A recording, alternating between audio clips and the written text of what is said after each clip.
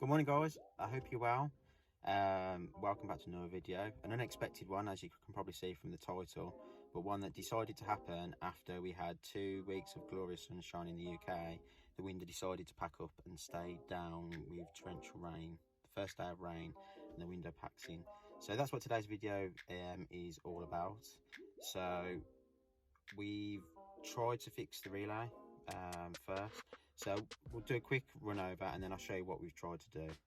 But basically, I was told if you get clicking, then it could be something to do with the relay. So we've tried dismantling the relay as per something I found on one of the owners' clubs. So I think I've got a few screenshots of that, so I'll stick that on the screen. So I dismantled the relay, resoldered a couple of points which people were saying can sometimes go bad over time, and maybe that's what the issue is.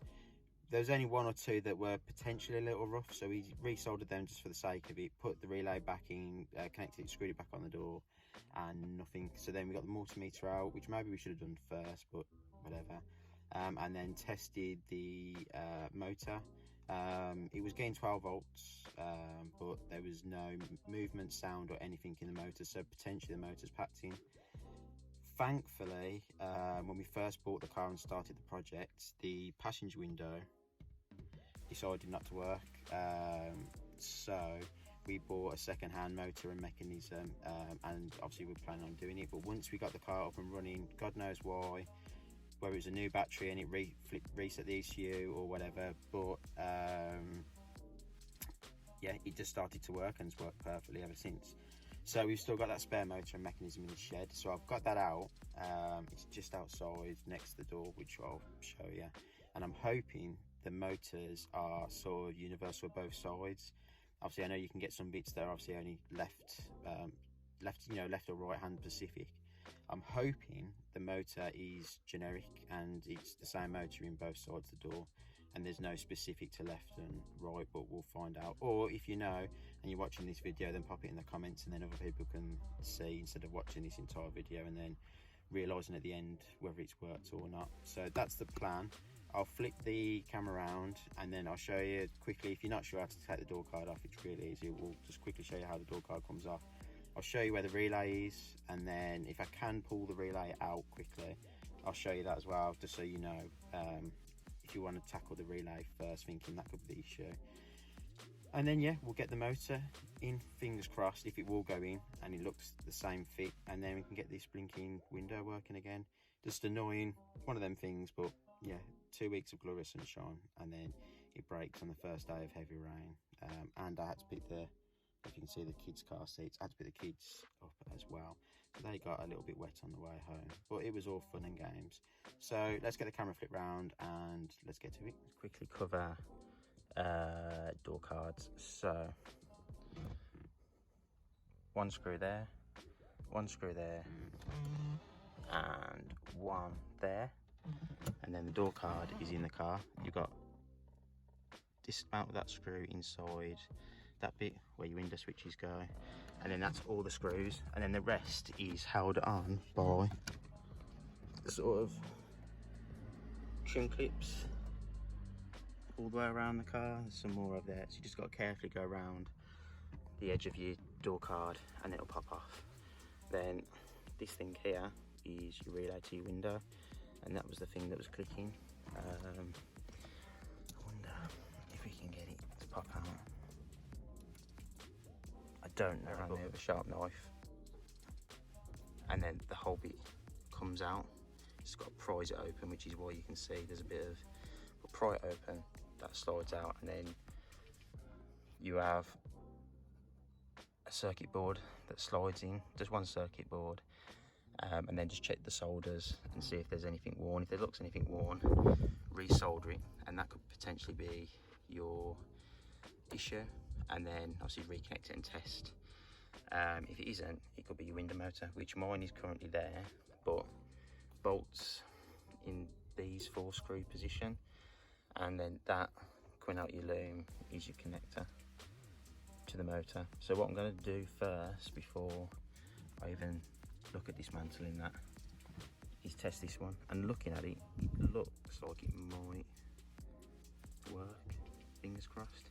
So let's plug that one in here, see if it works, and if it does, then maybe start dismantling this one. And yeah, keep our fingers crossed. That is the issue, and that's a quick fix.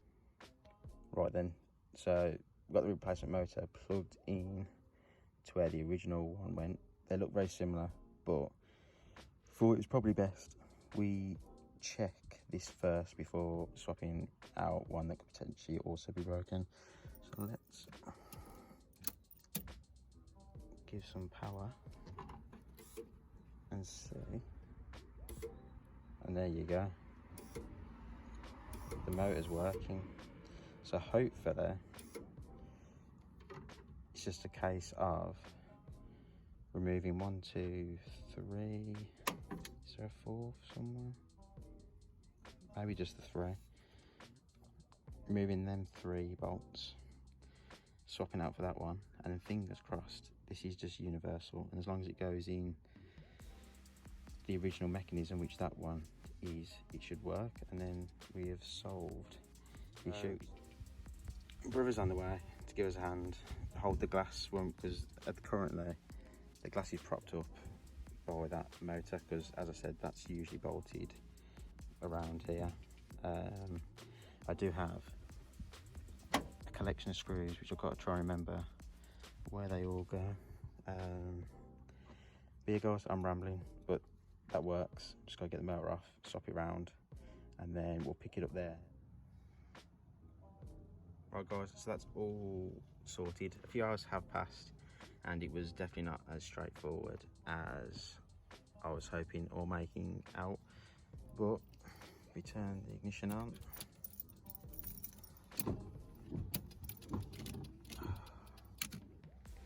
Kids messing with the stalks, but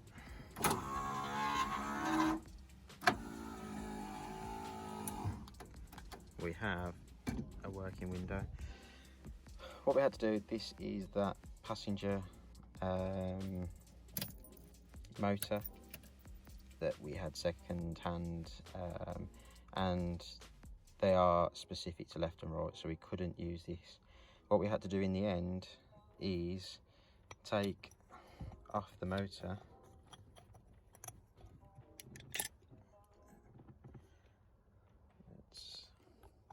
so unbolt these two here off there, and there is a screw in the end here which looks like that, and then out comes this thing which looks like some weird contraption. So this is out of the original motor, and what we've done off camera, because it was such a faff and headache, is replace this item with the one that was out the passenger motor. Pop that back in, so that sort of slides in there, then that black screw bolts in this end, and then you have to just move these over to allow this to go in, and then sort of retighten it.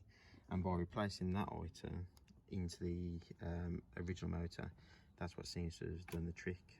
Put that in, tested it, we re-bolted off camera as well.